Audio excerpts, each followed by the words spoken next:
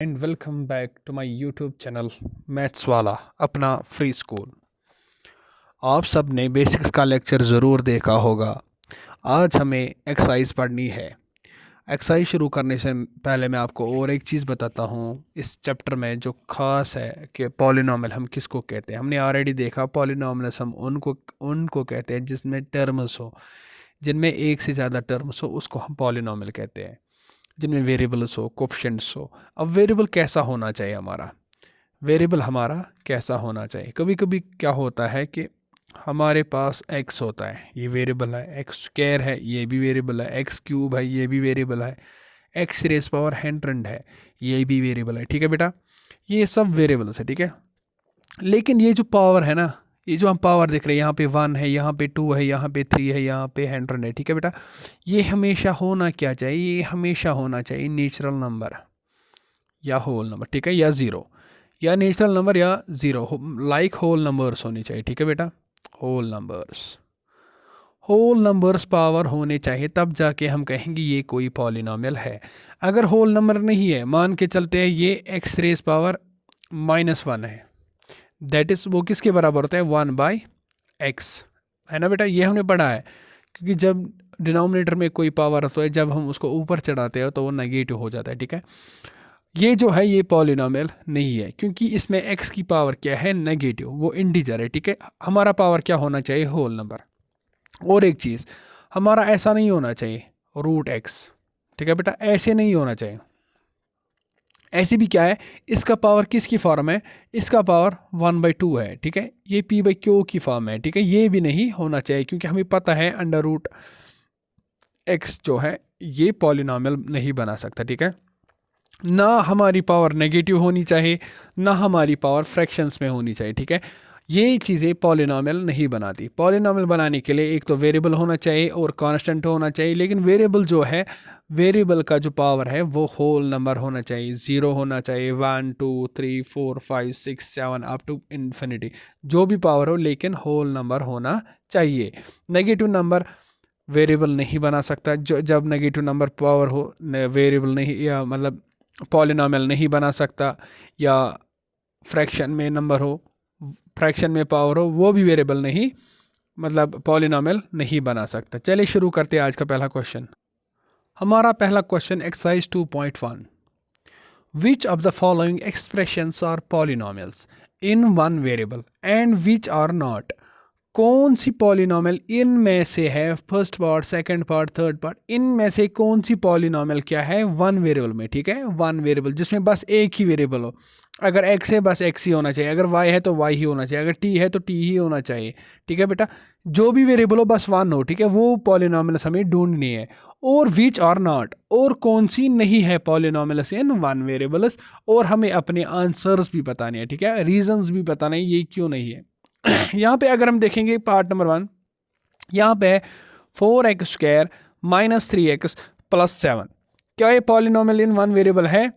हाँ है, क्योंकि इसमें क्या है, इसमें बस x है। ठीक है बेटा, इसमें बस x वेरिएबल है। ठीक है ना बेटा, इसमें बस x ही वेरिएबल है, इसमें ओनली x हमारा वेरिएबल है, तो हम कहेंगे this part is, this expression is polynomial in one variable. ठीक है ना बेटा, तो हम क्या लिखेंगे इसके साथ, हम लिखेंगे yes this expression is a polynomial in one variable. तो हम लिखते हैं। ठीक है बेटा, चलिए लिखते हैं पहला पार्ट,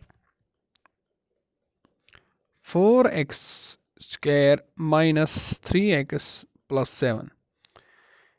हमें क्या बताना है, हमें बताना है क्या ये पॉलिनॉमियल इन वन वेरिएबल है। हाँ अगर है तो हमें क्या बताना है, हमें फिर रीज़न भी लिखना है। तो हम क्या लिखेंगे, हमें पता है x² है और x है, ये भी वेरिएबल x है, ये भी वेरिएबल x है, that means it is polynomial in one variable. और ये कौन सी पॉलिनॉमियल है, ये क्वाड्रेटिक पॉलिनॉमियल है। ठीक है, क्योंकि इसका जो पावर है वो क्या है, 2। हम लिखेंगे yes this expression is a polynomial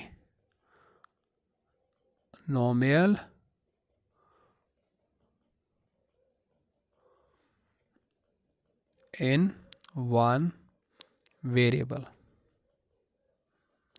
और वेरिएबल कौन है बेटा, वेरिएबल x है, ठीक है। तो हमने लिखा yes this expression is a polynomial in one variable x, जिसमें x है। और इसमें कितनी टर्म्स है, इसमें 3 टर्म्स है, 1 टर्म 2 टर्म और 3 टर्म, ठीक है बेटा, इसमें 3 टर्म्स है।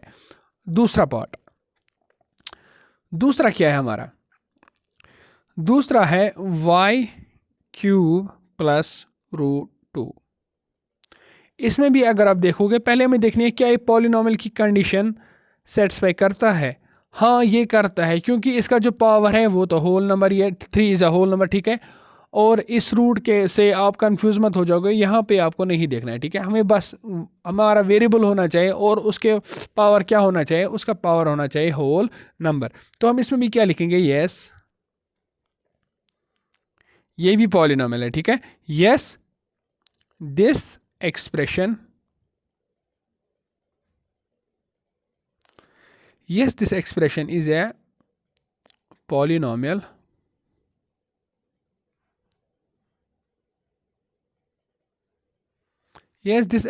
is a polynomial in one variable y। ये जो पॉलिनोमियल है, ये जो एक्सप्रेशन है, ये पॉलिनोमियल इन वन वेरिएबल y है, ठीक है बेटा। इसमें वेरिएबल कौन सा है, y। बस सिंपल है, बहुत इजी है, ये चीज़ें हमने बेसिक्स में पढ़ी है, इसलिए हम डायरेक्टली क्वेश्चंस कर रहे हैं, ठीक है। अब तीसरा पार्ट, तीसरा पार्ट क्या है हमारा, तीसरा है हमारा 3√t प्लस t√2। यहाँ पे अगर आप देखोगे, यहाँ पे हम इसको पहले सॉल्व करते हैं। ये है 3t⁻⁴ ठीक है। t का पावर क्या है 1/2 प्लस t√2। हमने पहले ही बताया जब भी पावर फ्रैक्शन में हो तो क्या होता है, जब पावर फ्रैक्शन में हो ना, तो वो जो पॉलिनॉमियल नहीं बनाता है, क्योंकि हमारी पॉलिनॉमियल का जो पावर होगा वो हमेशा क्या होना चाहिए, होल नंबर्स में होना चाहिए, ठीक है। यहाँ पे हम देखते हैं, यहाँ पे इसका पावर कैसा है, यहाँ पे इसका पावर फ्रैक्शंस में है, ठीक है। तो हम इसको कहेंगे ये पॉलिनोमियल नहीं है, तो हम क्या लिखेंगे, नो। तो हम लिखेंगे नो, तो हम क्या लिखेंगे, हम लिखेंगे no it can be observed the exponent of variable t in term 3√t is 1/2। तो हमने क्या देखा, ये जो t है ना, इसका पावर क्या है 1/2, ठीक है।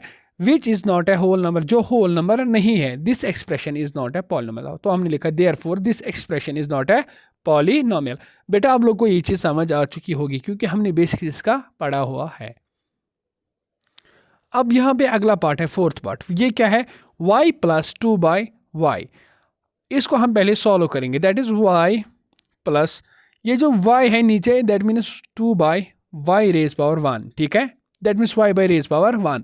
यही होता है y प्लस 2y⁻⁻1, ठीक है। इसका जो पावर आया वो माइनस आया। हमें पता है हमारा पावर क्या होना चाहिए, होल नंबर होना चाहिए, बस होल नंबर होना चाहिए, 0 1 2 3 ऐसा पावर होना चाहिए, तब जाके हम कहेंगे क्या, ये पॉलिनोमियल है। लेकिन यहाँ पे पावर क्या है हमारा, नेगेटिव है, दैट्स -1।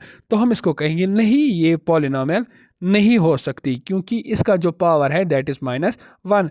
तो इसलिए हम कहेंगे ये एक्सप्रेशन भी पॉलिनोमियल नहीं है, ठीक है।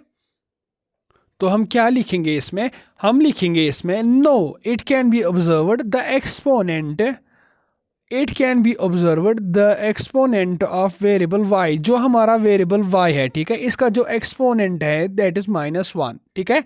इस वाली टर्म है, इस 2/y में जो इसका एक्सपोनेंट है वो -1 है, which is not a whole number, जो होल नंबर नहीं है। तो हम क्या कहेंगे, therefore this expression is not a polynomial. तो हम कहेंगे ये वाली भी एक्सप्रेशन क्या पॉलिनोमियल नहीं है। इसके बाद हमारा लास्ट पार्ट है क्वेश्चन नंबर 1 का। अब हमारा लास्ट पार्ट पहले वाले क्वेश्चन का। क्वेश्चन क्या है, x⁻10 y⁻3 t⁻50, ठीक है। यही क्वेश्चन है ना, हाँ यही क्वेश्चन है। हमें क्या बता रहा था क्वेश्चन, हमें क्वेश्चन बता रहा था कि आप बताओ पॉलिनोमियल इन वन वेरिएबल कौन है, ठीक है। जो है उसके साथ रीज़न लिखो, अगर नहीं है वो भी रीज़न लिखो। यहाँ पे हम देख रहे हैं, यहाँ पे हम क्या देख रहे हैं, यहाँ पे हम देख रहे हैं यहाँ पे x रेज पावर 10 है, y रेज पावर 3 है, t रेज पावर 50 है। दैट मीन्स यहाँ पे 3 वेरिएबल्स है, x है, y है और t है। दैट मीन्स ये क्या है, ये पॉलिनॉमियल इन 3 वेरिएबल्स है, ठीक है। तो हम इसको लिखेंगे नो, तो हम क्या लिखेंगे, तो हम लिखेंगे no it can be observed that this expression is a polynomial in 3 variables, ठीक है। वेरिएबल क्या क्या है, x है, ठीक है, y है और t है। इसमें 3 वेरिएबल्स, तो हम कहेंगे therefore it is not A polynomial in 1 variable. हमारा क्वेश्चन यही पूछ रहा था कि पॉलिनॉमियल इन 1 वेरिएबल कौन है, तो हम वही बता रहे हैं, ये पॉलिनॉमियल है, लेकिन ये पॉलिनॉमियल कौन सी है, ये 3 वेरिएबल्स वाली पॉलिनॉमियल है। वेरिएबल्स क्या क्या है, x है, y है और t है, ठीक है। तो हमने लिखा therefore it is not A polynomial in 1 variable, ठीक है बेटा। ये है क्वेश्चन नंबर 1 के सारे पार्ट्स, ठीक है। चलिए आप ये सारे उतारिए। उसके बाद हमारा दूसरा क्वेश्चन क्या है, हमारा दूसरा क्वेश्चन है, यही पे हम इसको सॉल्व करेंगे, हम ज़्यादा डिस्कस नहीं करेंगे इस पे। Right the coefficients of x square in each of the following term, in each of the following. हमें इन सब में बताना है कि ये जो एक्स स्क्वायर है, जहाँ पे भी एक्स स्क्वायर है, हमें बताना है उसका कोफिशिएंट क्या है। हमें पता है, हमें क्या पता है, जब हमारे पास 3x स्क्वायर था तो हमने कहा एक्स स्क्वायर का कोफिशिएंट क्या था, 3, ठीक है। अगर हमारे पास एक्स स्क्वायर है खाली, तो हमें पता है एक्स स्क्वायर के पास कौन होगा साथ, दैट्स 1, ठीक है। 1 into X square is equal to X square, तो हम कहेंगे इस एक्स स्क्वायर का कोफिशिएंट क्या है, 1। अब अगर हमारे पास कभी होगा x बाई 2, ठीक है, कभी होगा x by 2, that means 1/2 into x, that means इस x का कोफिशिएंट क्या है, 1/2। ऐसे ही हमारा क्वेश्चन पूछ रहा है एक्स स्क्वायर का कोफिशिएंट क्या है। पहला part 2 plus x square plus 1, यहां पे एक्स स्क्वायर है, यहां पे हमारा एक्स स्क्वायर है, दैट इज, ये क्या होगा हमारा, ये होगा 1 2 plus 1 into X square plus x. That means x square के साथ कोफिशिएंट क्या है, दैट इज 1, तो हम लिखेंगे 1 इसका क्या है, कोफिशिएंट, ठीक है। तो हम ऐसे लिखेंगे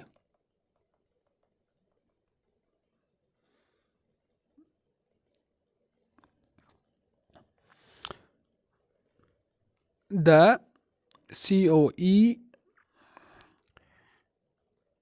FFICAND coefficient of x square is 1। तो इसमें क्या है, कोफिशिएंट एक्स स्क्वायर का वो 1 है। और दूसरा वाला है, इसमें भी सेम है लेकिन यहां पे माइनस है, ठीक है। इस बात का आप ख्याल रखोगे, तो हम क्या लिखेंगे, द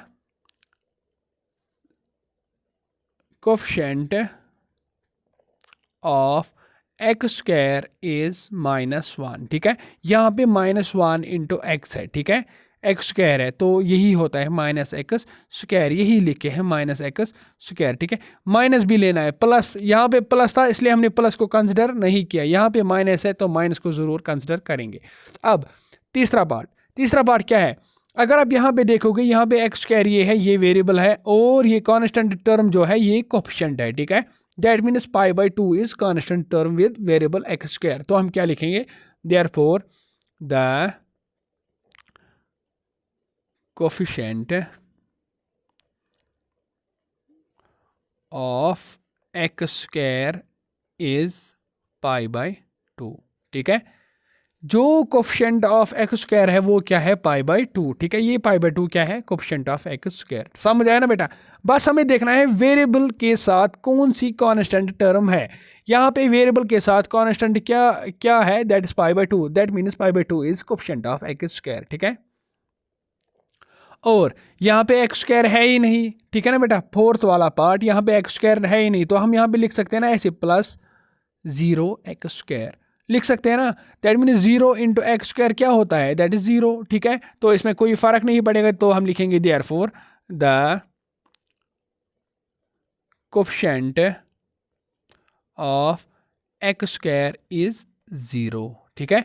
तो हम लिखेंगे यहाँ पे coefficient of x square is 0, क्योंकि यहाँ पे कोफिशिएंट की टर्म है ही नहीं।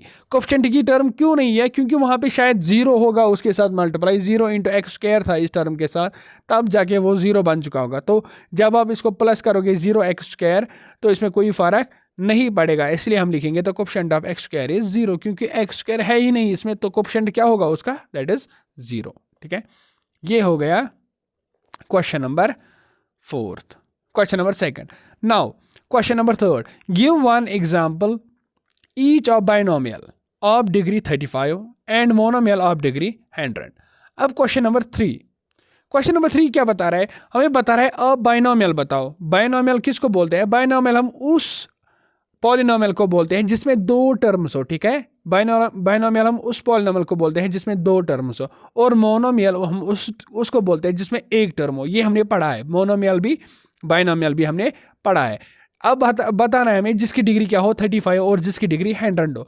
मोनोमियल हमें वो वाली बतानी है जिसकी डिग्री 100 हो, वो मैं आपको यहीं पे बताता हूँ। जिसकी डिग्री 100 हो हम ऐसे लिख सकते हैं monomial 60x raise power 100।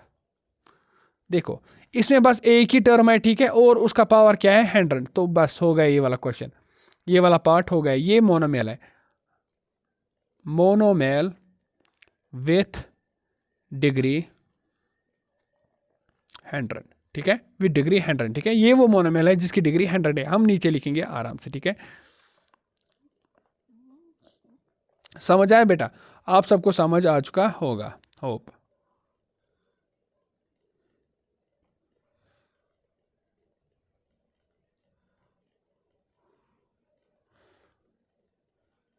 Question number 3 में हमें 2 क्वेश्चंस पूछे गए थे। एक हमें बाइनोमियल लिखनी थी, तो हम बाइनोमियल क्या लिखेंगे? हम लिखेंगे x रेज पावर 35।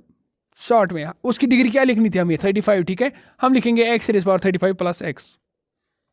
ठीक है, x raise power 35 plus x, that means यहाँ पे हमें 2 टर्म्स आई, एक टर्म 2 टर्म। ठीक है, बस यही लिखना था हमें, जिसकी 2 टर्म्स हो और डिग्री क्या हो 35। तो हम लिखेंगे therefore binomial of degree 35 can be written as, हम उसको ऐसे लिख सकते हैं x raise power 35 plus x। ठीक है, x raise power 35 plus x। और हमें क्या लिखना था? हमें लिखना था मोनोमियल। मोनोमियल हम ऐसे लिख सकते हैं x रेज पावर 100। ठीक है, तो हम क्या लिखेंगे? Therefore monomial of degree 100 can be written as x raise power 100। हमें एक ही टर्म बतानी थी ना, एक ही टर्म होनी चाहिए। मोनोमियल हमें पता है वो पॉलिनोमियल होती है जिसमें बस एक ही टर्म हो। ठीक है, ये हमने बेसिक्स में पढ़ा है। जाओ बेसिक्स का लेक्चर देखो, उसके बाद ये वाला लेक्चर देख लो, तब जाके ये पूरा चैप्टर समझ आ जाएगा। ठीक है, तो हमने वो मोनोमियल लिखी जिसकी डिग्री 100 है। ठीक है, बस वही लिखा हमने। ठीक है ना बेटा? बस ये हुआ क्या, ये हमारा क्वेश्चन नंबर 1st, 2nd और 3rd। और आप लोगों को मैंने बताया था डिग्री क्या होता है? डिग्री होता है हाईएस्ट पावर। वो पॉलिनोमियल में हाईएस्ट पावर क्या है, वेरिएबल पे हाईएस्ट पावर क्या है, उसको हम डिग्री कहते हैं। ये चीज़ आपको पता है। उसके बाद क्वेश्चन नंबर 4 और 5 ये हम इंशाल्लाह कल करेंगे। चले, आप लोगों से अब एक ही गुजारिश है कि सब्सक्राइब करना नहीं भूलना। ठीक है ना बेटा? मैथ्स वाला चैनल को सब्सक्राइब करो और मैथ्स पूरा पढ़ो फ्री में। ठीक है, और अपने दोस्तों के साथ भी शेयर करो। अगर आपको लगता है कि दोस्तों के साथ शेयर करने के लायक है तो प्लीज़ दोस्तों के साथ भी शेयर कीजिए। ठीक है ना बेटा? और आप लोग बहुत ही प्यार दिखा रहे हो, मोहब्बत दिखा रहे हो, वो आपकी बड़ी मेहरबानी है। आप लोग लाइक भी करते हो, दैट्स रियली वंडरफुल। अब आगे बढ़ते जाएंगे, चैप्टर्स ख़त्म होते जाएंगे। ठीक है ना बेटा? चले, मिलते हैं ऐसे ही तीसरे लेक्चर में इंशाल्लाह। तब तक के लिए मैथ्स वाला देखते रहे। अल्लाह हाफिज़।